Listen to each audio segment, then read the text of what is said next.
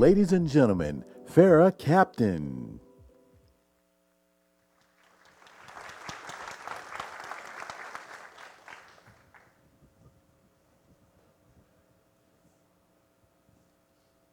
I often get asked, what ethnicity are you? A question I've had to learn to navigate. My quick answer is usually, you know the 3 kings that followed the stars to find Jesus? Well, there's my ancestors. My ancestors come from the land of Pars, Persia.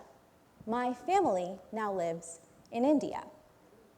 The story of Sanjan goes, in 800 AD, there was a group of Zoroastrian Persians that fled religious persecution and sailed on ships to the Bay of Gujarat.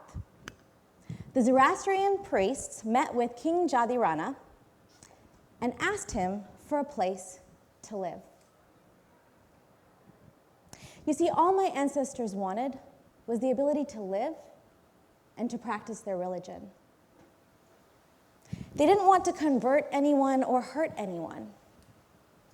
And so King Jadirana granted them their wishes, and that is how the Indians nicknamed my ancestors the Parsis, the people of Pars.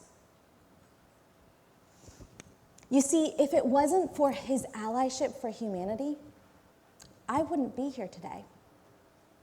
His ability to see love over fear is a perfect example of what allyship for humanity should look like across the world. To me, allyship is love. It is love for humanity. But what I've had to learn is that it comes with a high price and a high consequence that most people aren't willing to speak about or take on. High consequences that, in a worst-case scenario, could lead to death or torture. In a middle-case scenario, it could lead to termination or a resignation from a job. And in a best-case scenario, standing up for someone could sometimes lead to being canceled by your peers. When I first stepped into the DEI world, diversity, equity, inclusion, for those of you who don't know, I thought I was going to change the world. Naive, right? I thought that if I studied every article, read every book, got certified, taught classes, changed one human at a time, I could change the world. Well, guess what? I was wrong. I didn't change the world. So I had to take a few steps back and ask myself, what am I missing here? Why is the world so okay with the small incremental changes that we're making? And why was no one else in such a hurry, as much of a hurry that I was in? And I realized in that moment that the key ingredient that was missing was allyship. In every human rights movement that we've had previously, it took people surrounding the movement in allyship to move it forward.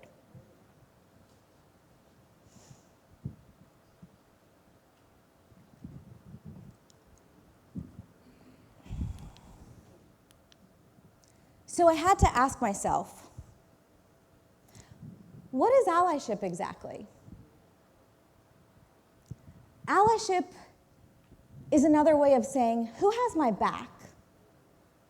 Who is willing to advocate for me when I'm not in that room?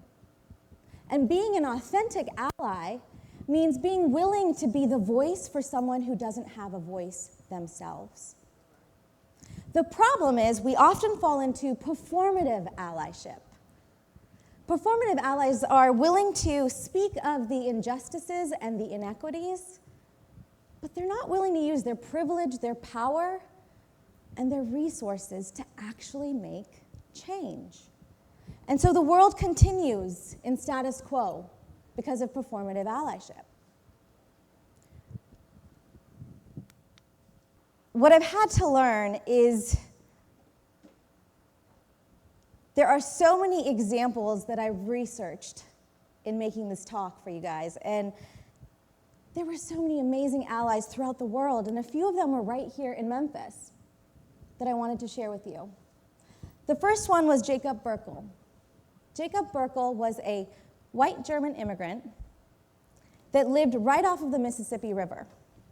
and he allowed for his crawl space to be a place of shelter for slaves traveling through the Underground Railroad. We now know of his home as the Slave Haven Museum. You see, his unspoken cost could have cost him his life and the life of his entire family. But he did it because he knew it was the right thing to do. Chief Mitchell Sr. was a black firefighter right here in Memphis. He understood what it meant to be a marginalized person.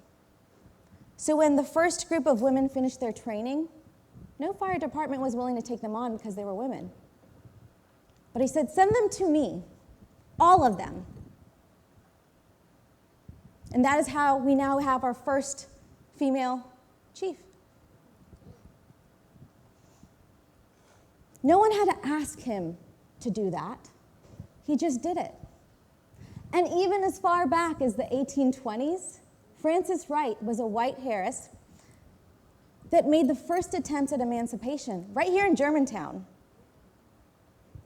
The Najoba community failed. It was ahead of its time, but at least she was brave enough to try. In all of these examples, no marginalized person or group had to ask them, hey guys, can you be my ally? They just did it. They knew it was the right thing to do. In my time of serving on DEI task forces and committees and boards, teaching in classrooms, my biggest aha moment wasn't the incremental change that I saw.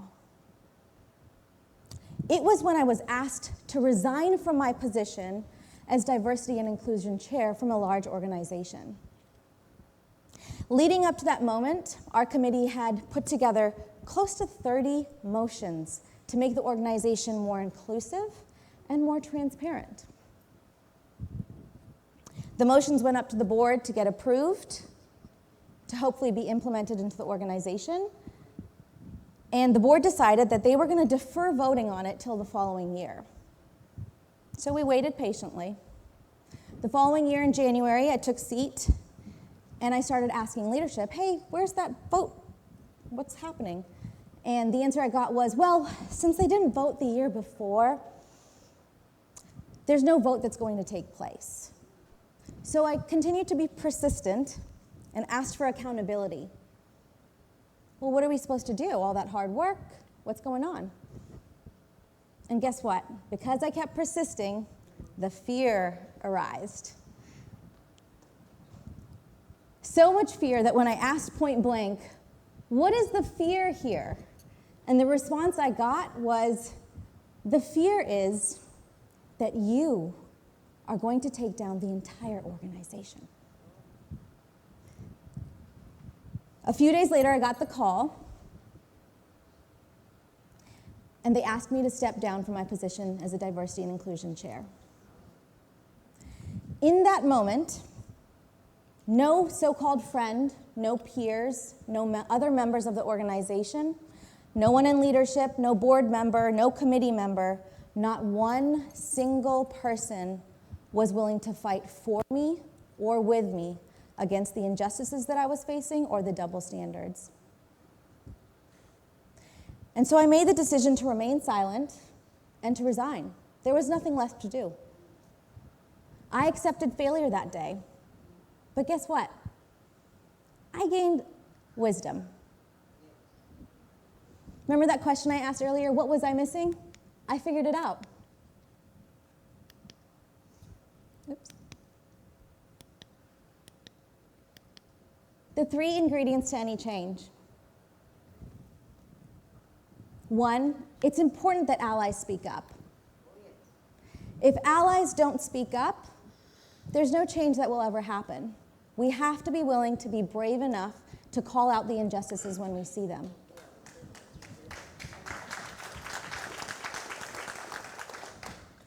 The second one is not shying away from failed attempts. When I failed that day, I picked up the phone and I called my friend. And I said, they asked me to resign from my position. And she said, are you really that surprised? I was naive then. But here's the thing. Being an ally comes with failure. You have to be willing to fail. And so many times I see allies who will try it once, they'll speak up once, and then they get shut down and they get uncomfortable. And they're like, oh God, I can't do that again. And so they never do the work involved with being an ally. Failure is a part of the success. I am going to fail many times more, but I'm still going to do the work because I know it's right. And even allies need allies. I just gave you a story, right? I needed allies to make the movement work. I got this plaque from the National Civil Rights Museum, and it says Unity at the top, and it has a picture of the Freedom March.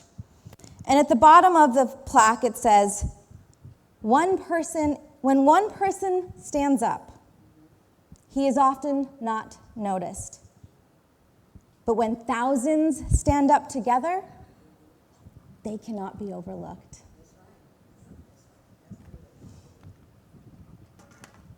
Every single human rights issue that we are faced with today is an opportunity for us to choose love over fear, over divisiveness. If we don't choose allyship for humanity, we all lose. But now imagine a world where we do choose allyship for humanity. Imagine the amount of unity we could gain, the friendships that we could make that go beyond the made-up divisive barriers that we've created. Imagine a world with more wholeness, more oneness, humanity for humanity. How simple is that? And imagine a world where the future generation, our children, have a place where they have a voice, a sense of belonging, and a seat at the table. So I want to leave you today with a few questions and a few challenges. When you leave here today, will you be willing to speak up, even if there's a cost? Will you give these injustices a voice? And the next time someone asks you for help, will you be too scared to say something? Or will you be an ally? Thank you.